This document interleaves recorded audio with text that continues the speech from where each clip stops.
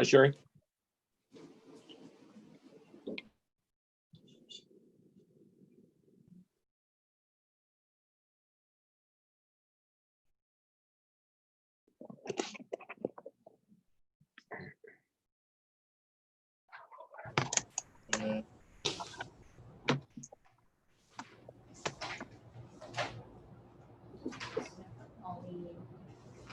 She's on mute.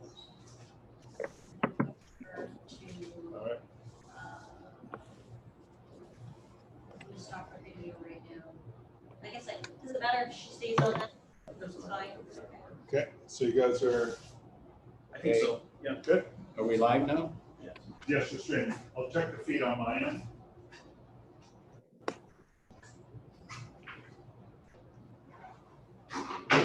It's 4:59.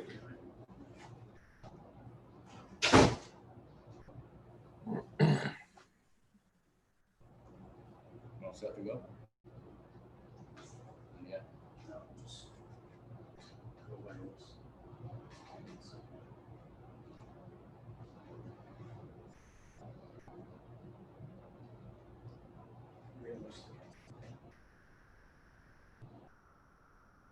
Sorry.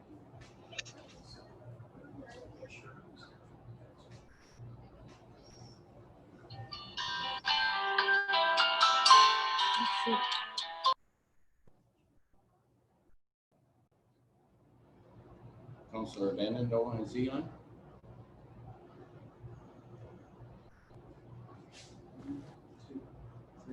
Councillor Bannon, Nolan's not on. We have 6. Yeah. Councillor Verbeek.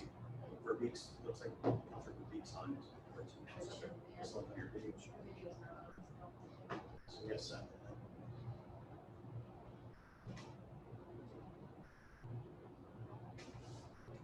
so it's up to you, Mr. Mayor. Looks like we're just waiting on Councillor.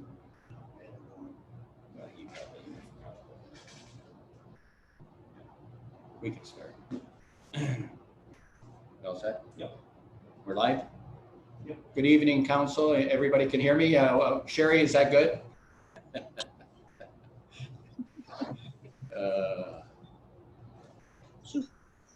Can you shut my door? Yeah. Okay, we're all set to go. Good evening, council. I'm going to start the meeting. Is there any conflict of interest amongst council members here tonight? Seeing none, adoption of published agenda, and Rob's got a couple additions before we approve it. Go ahead, Rob. Thank you, Mr. Mayor. Through you, just 2 pieces of correspondence that were sent to council earlier today that I just wish to add to the adoption agenda for the record. One is a piece of correspondence from our Director of Infrastructure Services, Kevin Gerard, dated June 11th. And the second piece of correspondence is correspondence from a Daryl Herman, dated Sunday, July 5th. If we can both add those to the official adoption of agenda this evening. Thank you, Rob. Any questions at all on those 2? Okay, all in favor of the adoption? Still need a motion. First of all, I need a motion first for the adoption. Need a motion first? Okay, Councillor Bjorkman and Deputy Mayor Malash, all in favor? It's carried. Thank you. We'll move right into presentations from administration. Yep. And through you, Mr. Mayor, if you could turn that over to our Director of Development Services, Laurie Chadwick. Yep, good. Laurie, if you're ready, go ahead. Thank you. Laurie, can you hear me? Yes, excuse me, sorry. Good evening, Mr. Mayor and Council. Before I hand the mic over to Rita Jabour, our Manager of Planning Services, I just wanted to give you a sentence or two, a blurb or two on why we're here tonight and the reasons for why you're seeing the approach. So I'm glad that we were able to share some information prior to this meeting, but I would like for the public record to indicate that although there is no prohibition in the Planning Act against having a public meeting on the same night as a decision-making council meeting, we are recommending this approach tonight for a few reasons. Our evaluation prior to bringing this forward showcased that the proposal was not anticipated to be contentious. We assessed for feasibility, desirability, the characteristics of the lot, and definitely availability of municipal infrastructure. For one of the biggest reasons really was the applicant has been quite patient during this COVID emergency and has submitted the application back in March. So this approach, this back-to-back approach, although is not prohibited under the Planning Act, is something that we do recommend tonight. Of course, if you hear tonight during this public meeting that there are issues that need to be addressed either by the applicant or by administration, Council has always had the ability to defer the decision until a later date. We'd also like to share with you, or may I share with you prior to Rita presenting, is that this particular property used to be 2 lots and has merged on title. Those 2 lots, I'd like to share with you, had the ability, before they merged on title due to the same ownership, had the ability to develop by right into 2 single-family dwelling units with a secondary dwelling unit in each of those structures. Therefore, a total of 4 dwelling units. And so what you're seeing here is a parcel now, 1 parcel due to the merging on title, and a proposal to rezone from an R1 to permit that semi-detached with those secondary dwelling units for a total of 4 units. So in fact, we are asking for a site-specific zoning amendment, but we are not asking for an intensification. Rather, now it's instead of 2 lots, it's 1 parcel. So with that said, I just wanted to bring that to Council's attention, although Rita has quite a thorough presentation, and so she will be touching on those aspects. So thank you for your time. Rita, I believe Council's ready. Mr. Mayor, if you're willing, yes. Rita is ready. Thank you, Laurie. Go ahead, Rita, if you're ready. Go ahead. Yeah, through you, Mr. Mayor, good evening to Council, to staff members, and to members of the public who are listening in. We are here tonight to discuss and hear public comments on a site-specific zoning bylaw amendment for the lands identified municipally as 128 Harvey Street in the Essex Center. Next slide, please.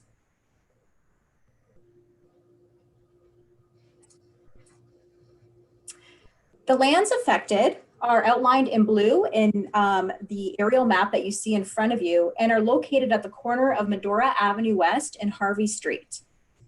Although the lands appear as 1 lot on our mapping system, as Ms. Chadwick mentioned earlier, the lands are actually consist of 2 50 by 100-foot lots on a registered plan of subdivision. These lots likely merged when title was taken under the same ownership. This is something we see quite commonly. So because these lots are 2 whole lots on a registered plan, they are able to be separately sold without obtaining severance approval and used separately for their intended purposes. So like Ms. Chadwick mentioned, given the zoning, they are able to construct 2 single detached dwellings in total on this property. But for the purposes of this application, the lands will be treated as 1 lot. Thus, the subject lands have a total lot width of 100 feet and a total lot area of 10,000 square feet. They are paralleled by a discontinued railway right-of-way to the south belonging to CN Rail. The 2 triangular parcels that flank the subject lands also belong to CN Rail, likely for the purposes of buffering when the railway was in use. Next slide, please.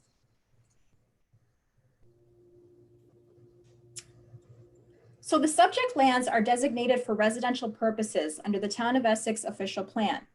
The official plan guides land use policies for the town.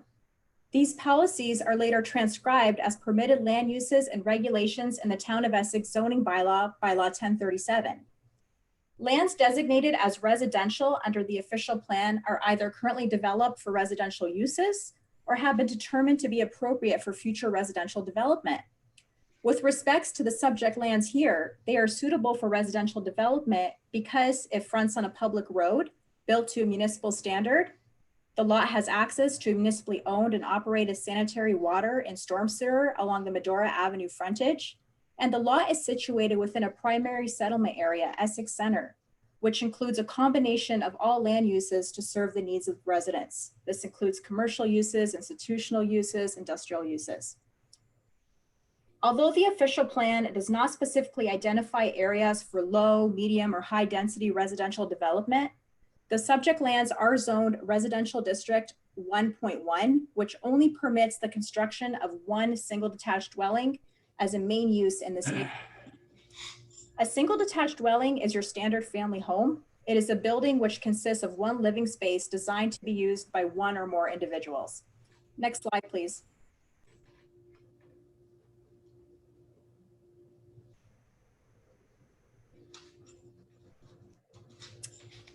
The applicants are requesting a site-specific zoning amendment, so a zoning amendment specific to 128 Harvey Street, to allow for the construction of one semi-detached dwelling on this site. A semi-detached dwelling differs from a single detached dwelling because it consists of two living spaces, which are divided vertically by a common interior wall. Councilors and members of the public will recognize semis as those that are essentially attached at the hip. They are generally more desirable because they maximize the amount of land devoted to the building footprint, since there is no requirement for side lot line setbacks between the two dwelling units. A semi-detached dwelling is not permitted as of right in the R11 zoning district. So for this particular property, a semi is not permitted as of right. But the official plan permits 2-unit dwellings in areas designated residential, subject to a successful zoning amendment. Because the subject property is a corner lot and is paralleled by railway right-of-way, the applicants have greater setback regulations for the distance between a main building, so that semi or that single, and the exterior side lot line, which I will define in just a bit in that railway right-of-way. Thus, the applicants are also applying for relief from zoning bylaw regulations to allow for a 4-foot setback from the semi and the side lot line facing Harvey Street, and a 25-foot setback from the main dwelling and the railway right-of-way. Next slide, please. So here is an aerial map again of the subject parcel. You'll see that I have an arrow next to the lot line where it says exterior lot line that faces Harvey Street. This is what we define as an exterior lot line because it parallels a street. So the setback between that and the main dwelling is greater because of the fact that it parallels a street. I also have an arrow pointing to the railway right-of-way, which is currently owned by CN Rail. So these are the two locations in which we are seeking setback reductions from. Next slide, please. These are our current zoning regulations for this property. So if they were to construct a semi or a single to meet the current regulations, they would have to maintain 15 feet between that building and that exterior side lot line, as well as 99 feet between that railway right-of-way and that single detached dwelling or semi-detached dwelling. Number 2 would render this property undevelopable. Next slide, please. Here's a site plan of the proposed semi-detached dwelling. You'll see that the two lots, the 50 by 100 foot lots, are clearly defined and that the applicants are planning on building the semi right on the property line. You'll see that the semis include their own garages, their own parking areas, and their own separate dwelling units. Next slide, please. So as Lori notes, there are some other considerations to consider when we're discussing the addition of a semi. Because the zoning bylaw allows for second dwelling units within each of these semi-detached dwelling units, the total density for this lot, if the semi-detached dwelling is approved, is 4 dwelling units altogether. However, this is the same amount of density that would be permitted without a zoning bylaw amendment because this property is 2 separate lots, permitting 2 single detached dwelling units in which a second dwelling unit can be constructed. So in total, the density is 4 and it does not change regardless of the zoning bylaw amendment. Next slide, please. So the purpose of this meeting is really to hear representations from the public in regard to the merits and concerns related to the application for site-specific zoning amendment. It also gives council the chance to ask questions of staff and of the agent, the applicant who is here tonight with us. Council does not make a decision at this meeting. However, as Ms. Chadwick stated earlier, we do have a bylaw proposed for you for your regular council meeting at 6 p.m. Next slide, please. We have circulated the proposal to a various amount of agencies and to everybody within 120 meters of the subject property in line with regulations for zoning bylaw amendments. We received no objections from the Essex Region Conservation Authority, from our Director of Infrastructure Services, from our Chief Building Official, and from a representative from CN Rail, who mentioned that they have no comments because it's now a defunct railway right-of-way and it's unlikely to be revived. Next slide, please. We did, however, receive one objection from a resident who lives within 214 meters of the subject property. The resident notes that he or she has been a resident of Harvey Street for the past 33 years. They enjoy on many walks watching the display of wildlife residing in the woodlot behind this property. A large group of renters will destroy the natural habitat that exists there. People will disrupt their natural habitat. The resident also had concerns with the number of vehicles, noting that parking is already an issue along Harvey Street and Medora Avenue West. The situation already exists with numerous vehicles parking along Medora now, which causes difficulty in making a left-hand turn from Harvey Street, and that additional vehicles may impair vision exiting Thomas from the railroad tracks onto Medora. The resident also notes that many children enjoy riding their bikes down the curve from Thomas Street to Medora Street when they come down the street, and there's parked cars along the street. And again, there's maybe the possibility of impaired vision and possibly an accident. The resident also asks if the existing old storm sewer will be able to handle the excessive water absorbent loss from the green space. So I did have the chance to comment on this letter of objection directly to the resident. And it's also noted in my report to council to you for 6 o'clock for your regular council meeting.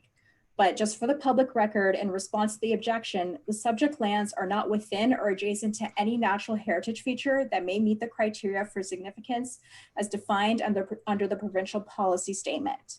IRCA had no objections to this application, and they noted the same about the natural heritage feature.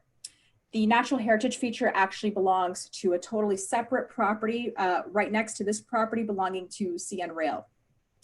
The applicants will be responsible for providing on-site parking for each dwelling unit, and that's a bylaw requirement, even for second dwelling units, and will be required to install individual storm services with all the necessary valves and cleanouts to the satisfaction of infrastructure services.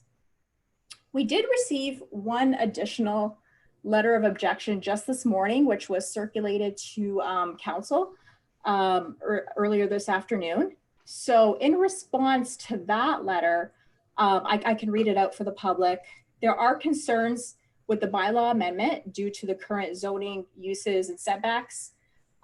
There was a recent decline of a private sale on Harvey due to the interest of wanting to put up a 2-unit semi-detached property in the area being zoned for low density residential. They fear that if the bylaws amendment is approved, that it will be setting a precedent and that they will be approaching us for a similar proposal. So in response to, to that letter, residents, people who are interested in purchasing property and adding density are always welcome to consult with the planning department. This is a site-specific zoning amendment, so we evaluate each proposal and each property on its own merits. Pre-consultation is a required and necessary first step, so I would simply encourage that resident to contact the planning department with their proposal as well. Next slide, please. With respects to next steps, we have a report to council and bylaw for this meeting, the next meeting at 6 p.m. Should council not endorse this development proposal or request an amendment to the proposed bylaw, the bylaw can be defeated or the decision deferred until amendments are made. If the bylaw is approved, we will send notice of approval to the applicants and all persons who wrote in requesting to be notified of the decision, and a 20-day public appeal period will take effect shortly after. Next slide, please. So the following slide is the proposed bylaw passage. You'll see that we describe the lots using their legal definition. So lots 23 and 25 on Registered Plan 249. We've added the one semi-detached dwelling. We've added the reduction in exterior side lot line, 1.2 meters, and the reduction to 25 feet for the setback from the main building and the railway right-of-way. Reviewing the plans, the applicant's plans, they tend to meet and exceed those requirements, those minimum requirements, even for the R11 zoning district. And they're also permitted any accessory uses such as a garage or a shed. In considering a proposal to amend the zoning bylaw, I just want to add that council shall have regard, and this is in accordance with our official plan, to the desirability of or need for the proposed use. We have the applicant here today, so they can emphasize a little bit about why they want to build a semi instead of two singles. I know I mentioned the possibility to expand on their building footprint, but there might be other reasons. The extent to which the surrounding area is developed and the nature of the development. So as noted earlier, the neighborhood is primarily low density, permitting single detached dwellings. However, given the character of this lot, it is on a corner lot. It doesn't have any neighbors. It flanks a street.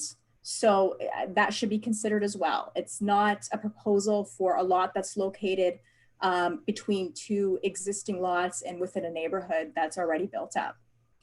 The physical suitability of the land for the proposed use should also be considered. So referring back to municipal infrastructure, it's all there. The lot fronts on a public road built to municipal infrastructure standards. And we also should have regard to the location of the area under consideration with respects to the adequacy of the site for vehicular and pedestrian traffic and the compatibility of the proposed use with uses in the adjoining areas. So with respects to this last point, it's located close to the downtown. You have the high school, you have a gas station, convenience store, Tim Hortons, all within walking distance. So that is all I have to add on this application. I know there are members of the public and the applicant and maybe staff members and council members who wish to ask questions. Thank you, Rita. Questions from council? Councillor Darren, go ahead. Yeah, to you, Mr. Mayor. Thank you for the report. To the Brockmans, the applicants, it looks to me from the drawing, you're actually going to be asking for the driveways to come off of Medora as opposed to Harvey. Is that correct? That's correct. Okay, and then so a question for administration. Is there currently parking permitted on that street in that stretch on the, I guess it'd be the, well, I'd like to know if there's parking on that street on north or south side of the Medora.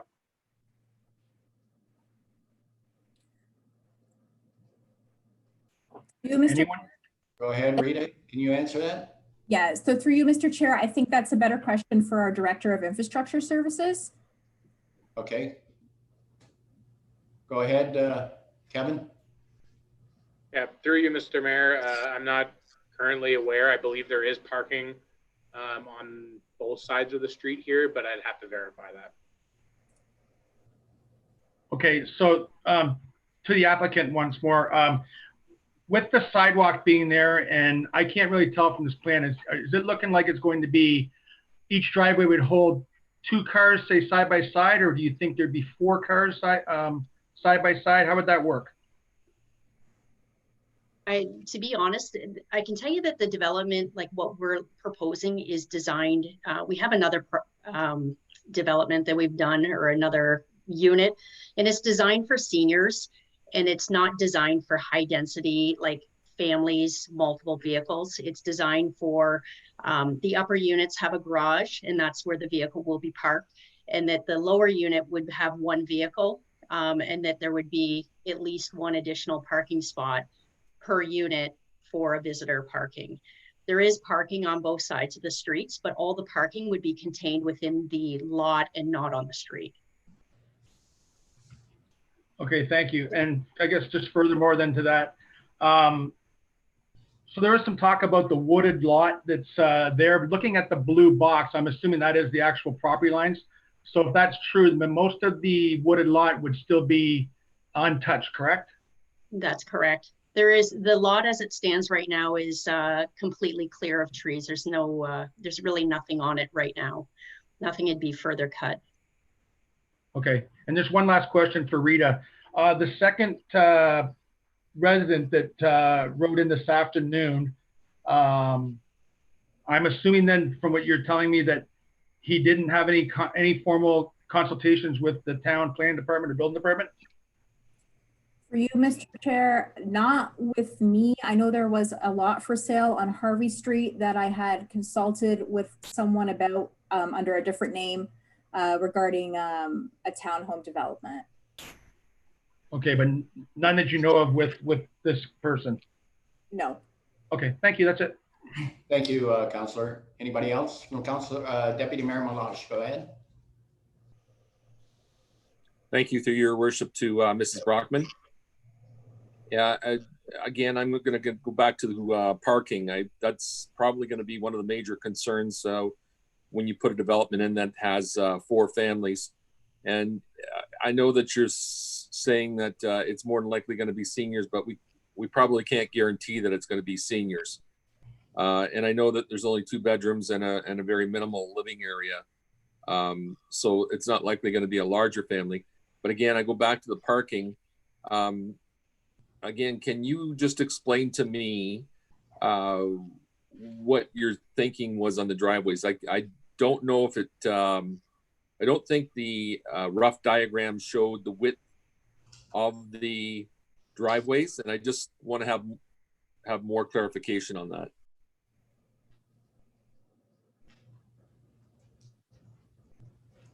Go ahead, Pauline, if you can answer that. Sorry. So the way it's set up is that the parking is at least 2 cars wide and 2 cars deep. Okay.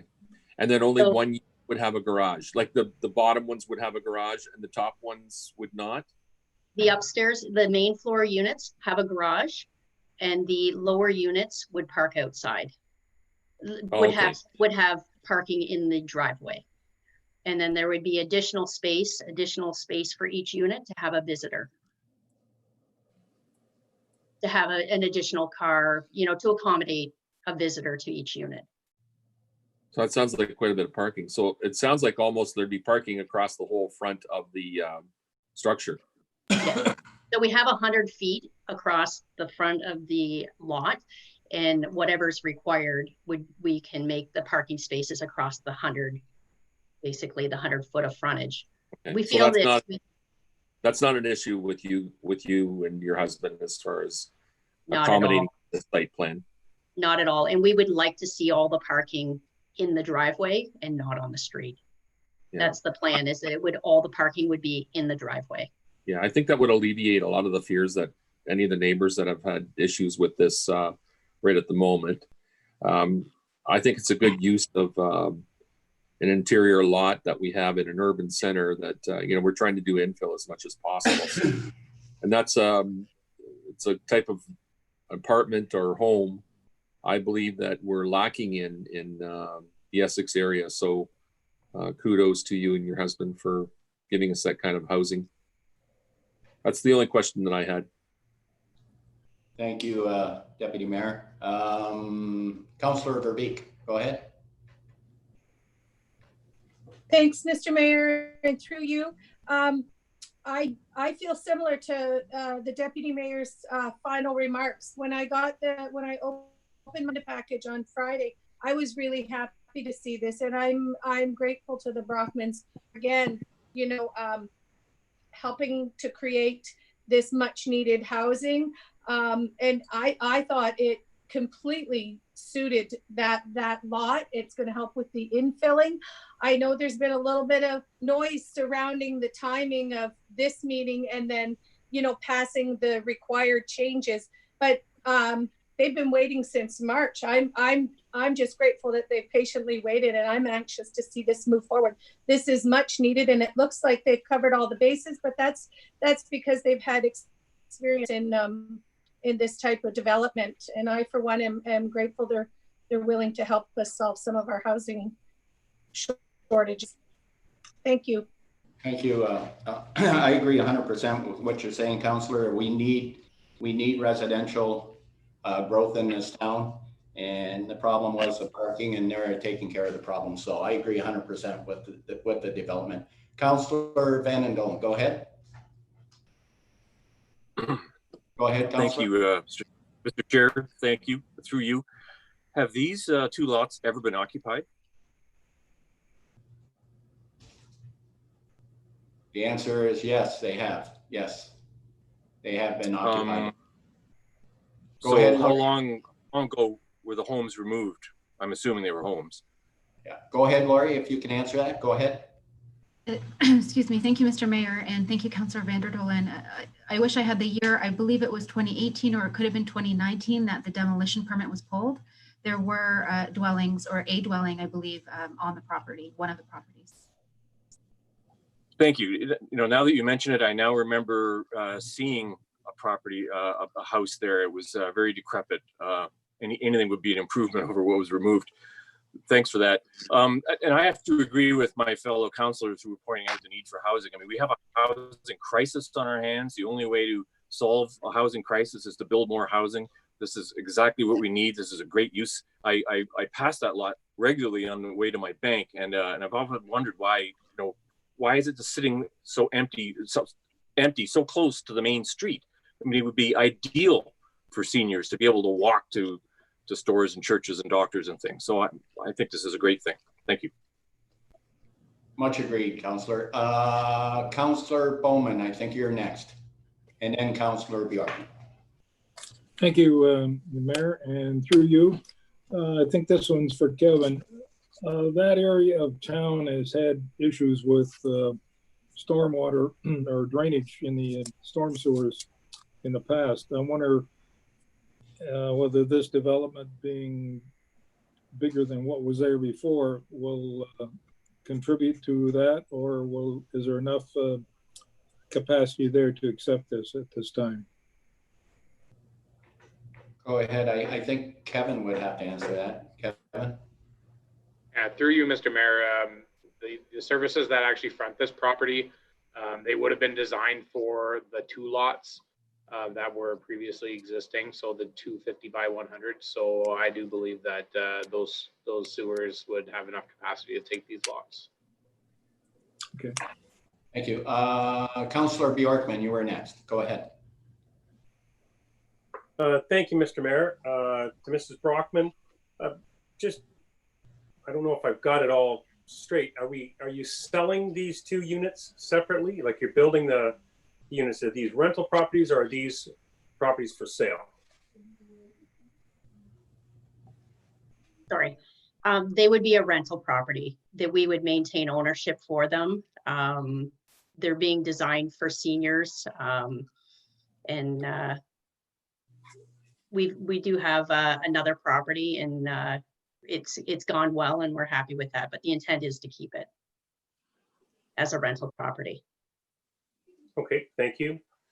So further to that, Mr. Mayor, just my understanding of when you own a home, the owner of the home can have a secondary residence if they want to put in something that we generally will call a mother-in-law apartment, or somebody renting downstairs. Is there any difference? I don't know who this goes to, as what we're building here is a rental property. This isn't two different owners. This is 4 units on one property that are being built to rent. Now, is there anything in our bylaws? Is there anything that kind of straddles the line between individual owners renting out their basement? I think this would have to go to Lori. Lori, could you answer that? I will try, Mr. Mayor. Thank you, Councillor Bjorkman. And Rita, please feel free to jump in. Regardless of ownership, regardless of whether the property is intended to be rented or intended to be split and sold, the use remains as semi-detached, and the use would be permitted. Rita, please jump in. I don't think there is anything that precludes us from allowing a rental to occur in this proposed zoning. For you, Mr. Chair, that's correct. We regulate by land use. We don't regulate by types of ownership. Thank you, Rita. Does that answer? Okay, thank you, Councillor. Anybody else from council? Councillor Bondi, go ahead.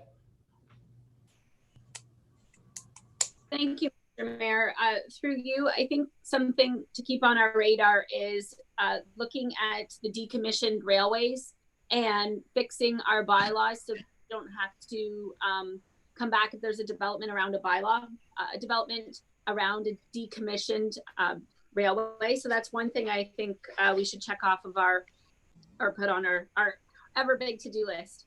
Another thing is infill. We've talked a lot about infill developments and our desire to have them.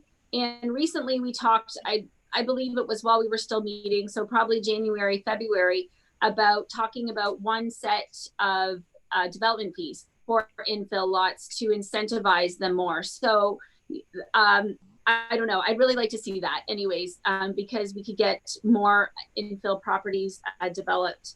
I do have one question to the applicant and then one more comment. So through you, Mr. Mayor, to Pauline Brockman there, is this going to be a 4-unit or 2 units? Is it a semi-detached with a ground unit and an upper unit, or just 2? It's semi-detached homes. So the 2 units will be on the main floor with the garage entrance and a deck out the back. And then there will be 2 units in the basement. So it will be 4. Okay, thank you. And then I know I was the one that I've been on council for a while now, and I've really never seen a zoning file go through so quickly. I do agree with the rest of council's rationale and administration's rationale for this site-specific case, because it's, generally speaking, it is not contentious. But I also think it's really not up to us to decide what's contentious. I really think the whole point of having a public meeting is for the public to truly have a council and administration with open eyes and ears without a bylaw on the next meeting. So I do feel very passionately about that, as I also feel very passionately about infill and getting that done. So I wish you success on your build. And I hope that when we have some contentious rezoning bylaws coming forward, like the one on the 13th, that council has a little bit of time in between, because we can't have regular meetings right now. So when you have a regular meeting, people come to the meeting, and then as councilors and people are walking out, they grab a councilor, they grab the mayor, they grab staff, they go, you know, I really like this idea, but maybe I have a concern with this. And passing it all in one day doesn't allow for that to happen. So thank you. Thank you, Councillor. Just to speak on what you just said about infill, really, if you look at this development here, this is really not an infill lot. This was a lot that's already been zoned residential, and the home has been taken care of, or torn down, pardon me. But I mean, really, if you look at it, it really isn't an infill. It's an existing lot that there was a residential home there 2 years ago. So. But I see what you're saying about infill too. Like go ahead, Councillor Guerin, go ahead. Thank you, Mr. Mayor. Yeah, just circling back to the parking issue that I've seen, as well as a couple others of us. If we proceed with this, I'd like to see if there is parking allowed right now on Medora on the south side of that road. I'd like to see that eliminated at that point, at least up to Harvey Street. Now, where the old driveway used to be is on Harvey Street. It doesn't look like a street because it's just a gravel type of a road. It looks more like a stone driveway. But I guess we could always allow the parking on the Harvey side as opposed to the Medora side. That'd be the only thing I'd like to see, because that turn you make there off of Thomas right on the Medora, even though there's a stop to go through, cars do tend to take it a little bit quick.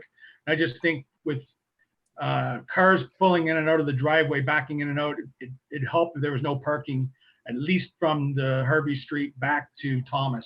That'd be my suggestion anyways. Thank you, Councillor. Anybody else from council? Chris, you had, oh, wait a minute, Councillor Bjorkman, go ahead. You're done? Okay, go ahead, Chris. Go ahead. Could you guys hear me okay? Yeah. Yep, we can hear you. So just for council, Councillor Bonnie made the note, I understand the concerns and of putting the meeting and then the bylaw back to back, but just a reminder to council at any point during, before the next meeting, regardless, the ability is there for council to say, yeah, we heard what happened in the public meeting. We're not comfortable pushing this through the bylaw tonight. We're going to defer this. We're going to pull it. So that opportunity is always there for council to extend this and to push it into the future if something comes up that nobody was aware of. In this case, we did feel it was, like you noted, Mayor, houses existing, kind of not making that much in terms of a density difference that could have been there anyway. So in this case, maybe a little different, but always the power is there for council to push this down the road. Thank you, Chris. Go ahead, Councillor Bjorkman, go ahead.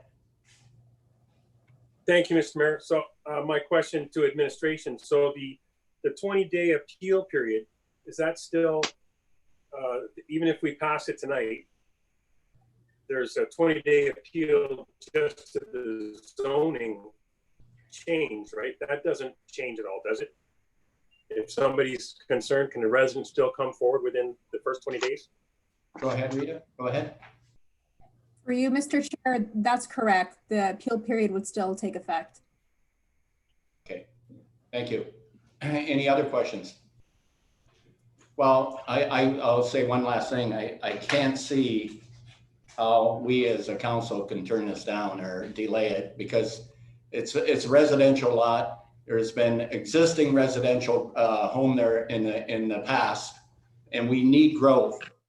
And to me, it's a good application. It makes sense. It's good for Essex. So that's my opinion, but it's up to council. So I'll leave it up to council. If you want to make a motion tonight to approve it, we can do that, or we can delay it. So it's up to council. Go ahead, Councillor Guerin. Through you, we're not looking for a motion right now though, correct? Yeah, it'll be in a regular meeting at 6 o'clock. So, but it'll be up to council at 6 o'clock if we pass it or we don't. Okay, so to the report, I need a motion to accept the report, please. Councillor Bjorkman and Councillor Bowman, all in favor? It's carried. Thank you, Pauline, for your input. Thank you very much. Thank you.